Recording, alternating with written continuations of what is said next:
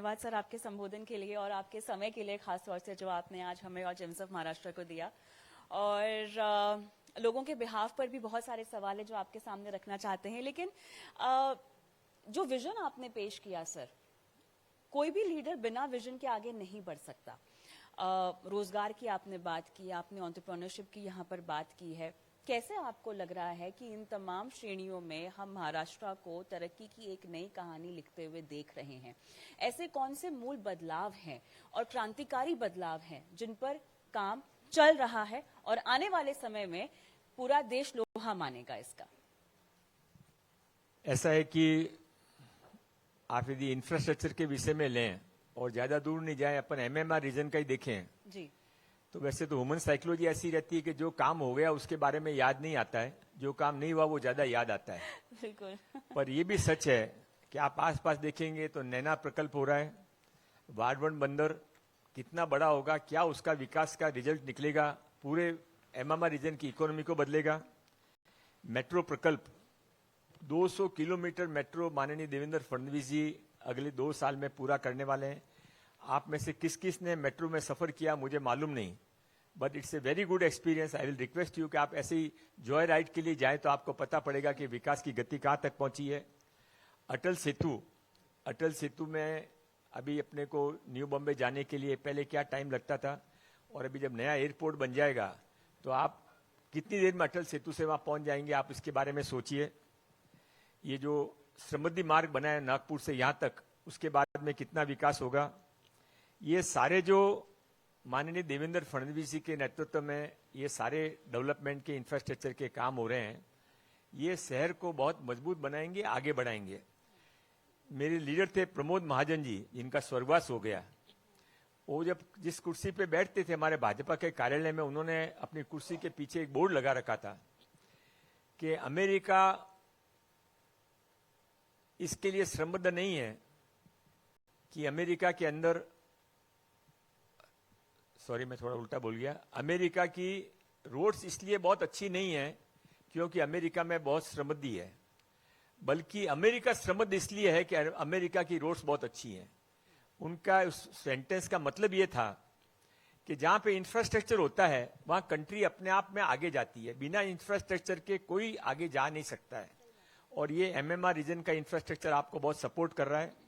और आपने जो रोजगार के बारे में पूछा, यहाँ सारे हुजू बैठे हुए हैं, आप खुद बड़े बड़े इंडस्ट्रियलिस्ट, बिजनेसमैन, कंसल्टेंट हैं, नहीं तो आप अलग अलग संस्थाओं से जुड़े हुए हैं।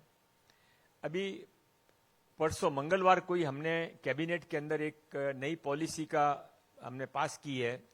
हमारे पास पूरे महाराष्ट्र के अंदर 428 आईटीआईज हैं। उन आईटीआईज के अंदर 500 से लेके 2000 बच्चे पढ़ते हैं। हमने एक चीज समझ ली कि वो आईटीआई के अंदर हम कितना भी पैसा डाल दें, अच्छे घर बना दें, अच्छी आईटीआई को और फर्नीचर कर दें, पर उसके बाद भी जब तक प्राइवेट पार्टिसिपेशन नहीं होता है तब तक हमारे बच्चों को जॉब ओरिएंटेड एजुकेशन नहीं मिल पाएगा। और इसके लिए हमने सारी आईटीआईज को प्राइवेट पब्लिक पार्टिसिपेशन में देने का निर्णय किया है। मैं आपके माध्यम से रिक्वेस्ट करना चाहता हूं, 10 साल के लिए और 20 साल के लिए 2 हमारे क्राइटेरिया, आप में से किसी को भी इंटरेस्ट हो या पहचान के किसी को भी इंटरेस्ट हो, जैसे हॉस्पिटलिटी बिजनेस का आपके पास काम है, तो हम पूरी आईटीआई, आपने हमारी लूनावाली की आईटीआई देखी कि नहीं देखी है, 17 एकड़ पे बना हुआ एकदम आपके डाला रिजोर्ट जैसा अच्छा रिजोर्ट है वो भी। तो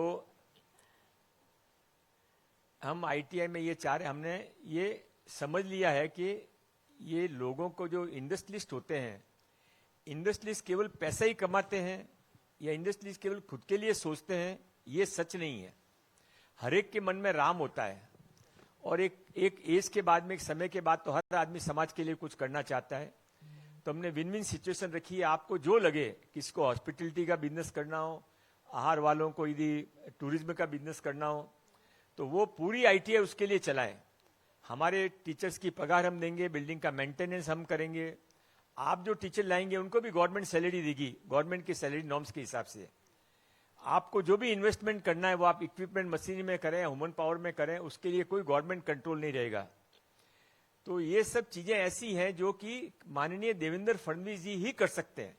पूरे भारत के अंदर इतना ओपन पॉलिसी, आज जब हमने हमारे आईटीआई का वैल्यूएशन किया तो आपको आश्चर्य होगा, सालुंके जी 25 लाख करोड़ रुपए का हमारा वैल्यूएशन आया, और वो 25 लाख करोड़ का वैल्यूएशन हम उसमें लोगों को कह रहे हैं कि आप इसको, जनता का पैसा है, जनता के बीच में जनता के यूज के लिए जाने दीजिए। केवल एक ही शर्त है कि वहां पर केवल रोजगार से संबंधित कुछ भी हो सकता है। तो मैं आपको कम्युनिकेट और कन्वे रिक्वेस्ट ये करना चाहता हूं कि महाराष्ट्र बदल रहा है। देवेंद्र जी ने चुनाव के पहले एक नारा दिया था, अतः हमें थामना नहीं। तो महाराष्ट्र आगे बढ़ रहा है, पर आप भी महाराष्ट्रियन है, भली भारत में कहीं से आए हुए हो, महाराष्ट्र में रहने वाला हर व्यक्ति महाराष्ट्रियन है, और हमारे को जीना यहाँ, मरना यहाँ, इसके सिवा जाना कहाँ।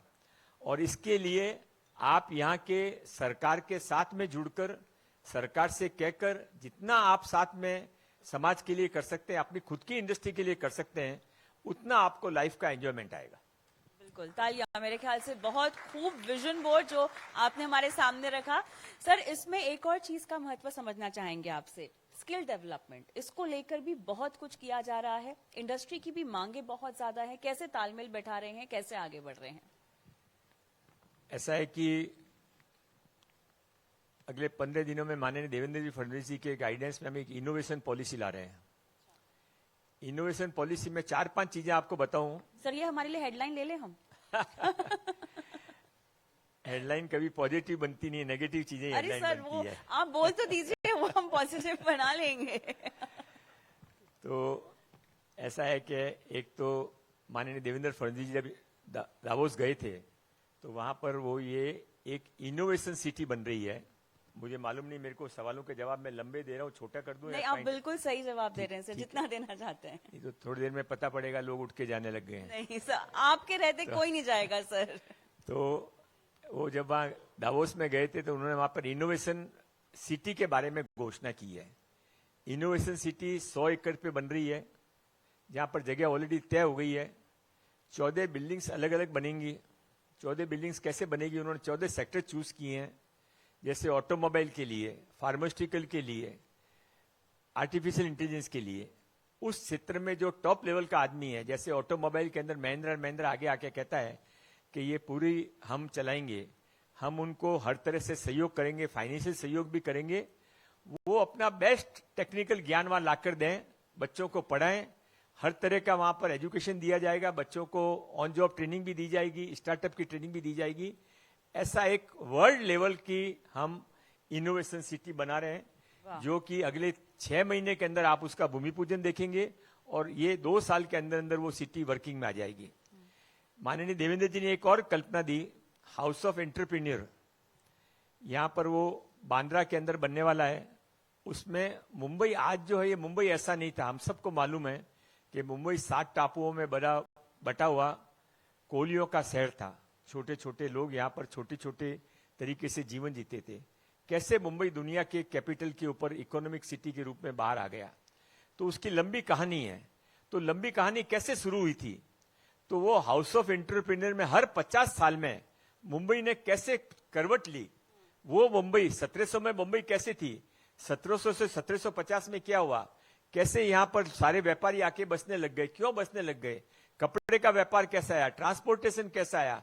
1750 से 1800 से हर 50 साल का एक फ्लोर होगा, और हर 50 साल के फ्लोर के अंदर 2050 तक, 2000 के रुकने के बाद में 2047 को माननीय नरेंद्र भाई मोदी जी का जो सपना है, वो 2050 का 47 का भारत कैसा होगा, वो भी वहां पर आप देखेंगे। ऐसा करते हुए 10 फ्लोर की बिल्डिंग, जिसमें 10 सेक्टर होंगे। मुंबई आज जो हम देख रहे हैं, ये लाखों लोगों के प्रयासों से बनी है, और कुछ लोगों के बड़े विजन से बनी है। वो विजन हमको शिक्षा भी देंगे और हमको मार्गदर्शन भी करेंगे। ऐसी एक जगह हम यहां पर बना रहे हैं। और इसके अलावा स्टार्टअप मेरा प्रिय सब्जेक्ट है। मैं जब मंत्री बना था, आपने मेरा परिचय देते हुए कहा कि 6 बार मैं एमएलए रहा हूं। 6 बार की बजाय मैं 7 बार एमएलए रहा हूं। इस बार मेरा 7वां टर्म था, और वो ये 7वां इसलिए गिना रहा हूं आपको कि मैं 32 साल तक बाहर बैठा रहा। 3 सरकारें आई चली गई, पर मेरे को मौका नहीं मिला। इस बार ही मेरे को मौका मिला। शायद दुनिया के अंदर, मुझे मालूम नहीं पब्लिक प्लेटफॉर्म पे ये बात कहनी चाहिए कि नहीं कहनी चाहिए, पर सारी दुनिया के अंदर व्यापारी और प्रोफेशनल आदमी यदि पॉलिटिक्स में आता है, कोई अमेरिका का राष्ट्रपति बन सकता है, कोई जर्मनी का चांसलर भी बन सकता है, पर भारत के अंदर पॉलिटिक्स के अंदर बिजनेसमैन को थोड़ा सा दूर रखा जाता है। पर मैंने 32 साल इंतजार किया और उस दिन सुबह जब कॉल आया कि आपको मिनिस्ट्री की शपथ लेनी है, तो बाद में मैंने देवेंद्र जी से जाके कहा कि आपने किसी को कबूल नहीं किया हो तो स्किल डिपार्टमेंट आप मेरे को देना। उस समय स्किल डिपार्टमेंट डेड डिपार्टमेंट था, बहुत ज्यादा उसके बारे में किसी को चार्म नहीं था। मुझे ऐसा लगता है कि महाराष्ट्र की जो सारी प्रॉब्लम है वो रोजगार से संबंधित है। सारी तो नहीं कह सकता हूं मैं, पर मेजर प्रॉब्लम रोजगार, स्टार्टअप, इनोवेशन। यदि लोगों को रोजगार मिल जाए तो महाराष्ट्र बहुत आगे चला जाएगा। अभी परसों हमारा एक टेक इंडिया, राधा मैडम हमारी हैं भाई, IAS ऑफिसर हैं, उनके नेतृत्व में आयोजित हुआ था मंत्रालय के अंदर। उसमें गवर्नमेंट के इंडस्ट्री सेक्रेटरी थे गवर्नमेंट इंडिया के, तो उन्होंने एक अच्छी बात कही। उन्होंने कहा अब जब इंडस्ट्रियलिस्ट सारी दुनिया के आते हैं तो वो इसके लिए नहीं आते हैं कि कहां से हमको फ्री लोन मिलेगा या फ्री जमीन मिलेगी, वो उनके लिए अब सेकेंडरी हो गया है, क्योंकि हर सरकार उनको सब कुछ ऑफर देने को तैयार है। जमीन ले लो, बिजली फ्री ले लो, ये लोन भी आपको करवा देंगे, आप हमारी आके इंडस्ट्री लगाओ। तो उनके क्राइटेरिया क्या है? तो उन्होंने बोला उनके 2 मेजर क्राइटेरिया हैं। एक तो ह्यूमन पावर कहां पर अच्छा उपलब्ध है और दूसरी लॉ एंड ऑर्डर सिचुएशन क्या है। तो लॉ एंड ऑर्डर सिचुएशन भी महाराष्ट्र की ठीक हो रही है, पर ह्यूमन पावर, अच्छा मैन पावर अवेलेबल हो। अभी एक आपने मैन पावर कंसल्टेंट को भी शायद अभी सम्मानित किया था, तो उसके लिए हमारा इनोवेशन डिपार्टमेंट, स्किल डिपार्टमेंट काम कर रहा है। मैं इस लास्ट सेंटेंस कह के इस सवाल का जवाब पूरा कर दूंगा। स्टार्टअप पूरे भारत के अंदर सबसे ज्यादा स्टार्टअप महाराष्ट्र के अंदर है, 27,000 स्टार्टअप आउट ऑफ टोटल 1,20,000। पर ये 27,000 स्टार्टअप हमारे आधे तालुके में एक भी स्टार्टअप नहीं है। 60% तालुके में स्टार्टअप नहीं है। जितने स्टार्टअप है सिटीज से ज्यादा है। तो वो ऐसा होता है कि जिसके घर का IAS, उसी का बाद में जवाई भी IAS बनता है, साला भी IAS बनता है, पड़ोसी भी IAS बनता है, बाकी सब वहीं रह जाते हैं। तो ये स्टार्टअप गांवों में जाए, साधारण घरों में जाए, इसके लिए अभी हम नई इनोवेशन पॉलिसी ला रहे हैं।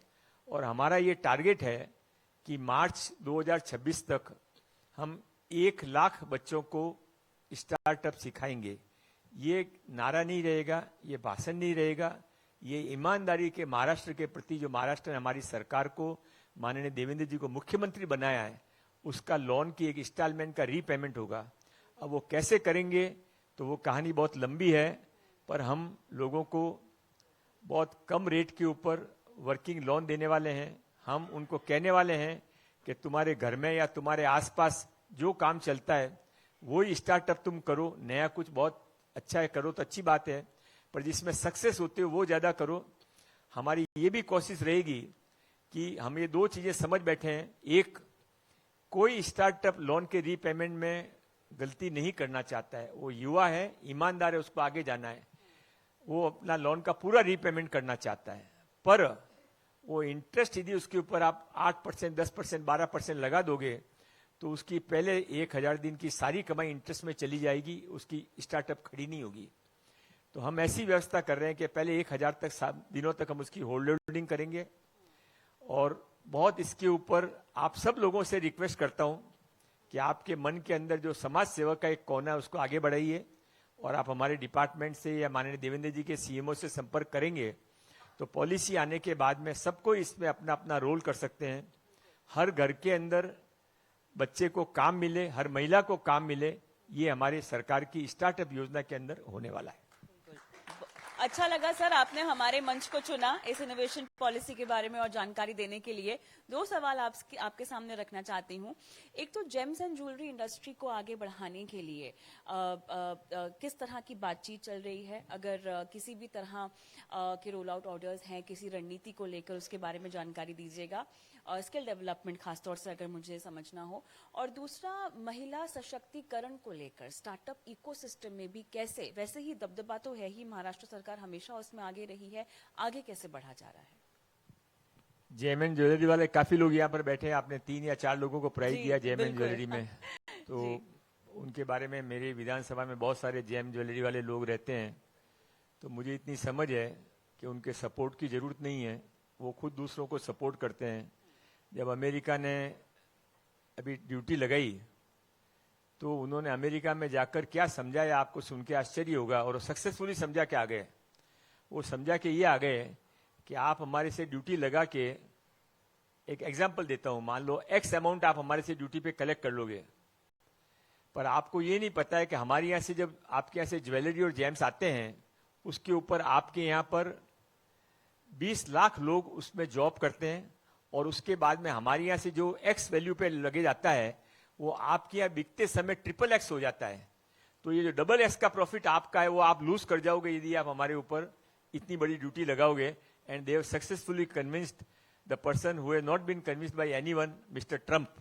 और वो इसलिए जेम एंड ज्वेलरी वालों को बहुत ज्यादा, सरकार तो उनके साथ है ही है। सरकार तो इसीलिए देखिए आप सूरत के अंदर इतना बड़ा जेम ज्वेलरी पार्क खड़ा हो गया, फिर भी लोग महाराष्ट्र को लव करते हैं, इसलिए महाराष्ट्र में रह गए। Gem and jewellery park building बन गई, लोग हमारे पास ही रह गए। चलिए, बहुत बहुत तालियां और बहुत बहुत धन्यवाद सर आपका। महिलाओं के लिए जो आपने बताया, लास्ट कहकर अपने नहीं कहूंगा तो आप नाराज हो जाएंगी। तो महिला स्टार्टअप में बहुत कम है, सब जगह ही कम है, इसलिए रिजर्वेशन देना पड़ा। बाकी पॉपुलेशन में तो 50% है, पर ये सच है कि आज़ादी के 75 साल के बाद भी हम उनको हक नहीं दिलवा पाए, और इसलिए हमने अहिल्याबाई होलकर जैसी कई स्कीम शुरू की है महिलाओं के लिए। पर मुझे आज आपकी बात सुनकर लगता है कि केवल उतने से पूरा नहीं होगा। स्पेशल हमने वैसे ITI भी महिलाओं के लिए बना रहे हैं। महिलाओं के लिए स्टार्टअप के अंदर जब हमारी इनोवेशन पॉलिसी आएगी, तो आज जो आपने टाइम्स नेटवर्क में बुलाया है, उसका फायदा लेकर मैं आपको एश्योर करता हूं, प्रॉमिस करता हूं कि आपको महिलाओं के लिए वहां पर स्पेशल क्लॉज मिलेंगे, और महिलाओं को स्टार्टअप करने के लिए हम विशेष योजना उसके अंदर लागू करेंगे। धन्यवाद सर, आपसे गुजारिश है कि आप बने रहें।